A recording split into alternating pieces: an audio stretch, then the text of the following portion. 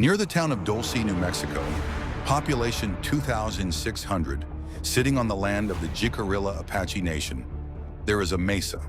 The Archuleta Mesa rises above the high desert at 9,700 feet. Beneath it, according to government contractors, former military personnel, and documents obtained through the Freedom of Information Act, there are tunnels. This is where the documented record begins, and where it becomes very difficult to stop reading. The first official acknowledgement came from investigative journalist Paul Benowitz, who in the 1970s began intercepting what he believed were unusual electromagnetic signals emanating from the Dulce area. He reported his findings to the Air Force. The Air Force classified his contact as a security concern. Declassified documents from 1980 confirmed that the Defense Intelligence Agency was monitoring Benowitz. He was not ignored, he was watched. What the government has never confirmed or denied: the existence of a deep underground military base at Dulce. The acronym is DUMB. The United States government has a documented program of constructing underground facilities. This is not disputed. The nuclear test site in Nevada, the Cheyenne Mountain Complex in Colorado, and Mount Weather in Virginia are all publicly acknowledged. Dulce has never been publicly acknowledged. Dulce has also never been publicly denied.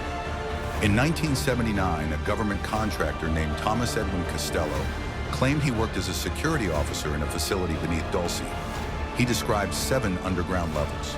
Level 6, he said, was called Nightmare Hall. He disappeared before he could be formally questioned. His family never received confirmation of what happened to him. In 1995, a man named Phil Schneider began giving public lectures about his claimed work as a structural engineer on underground government facilities, including Dulce. He showed photographs. He showed what he claimed were scars from an incident that occurred underground. His lectures were filmed and distributed. In January 1996, Phil Schneider was found dead in his apartment in Wilsonville, Oregon. The official cause of death? Suicide.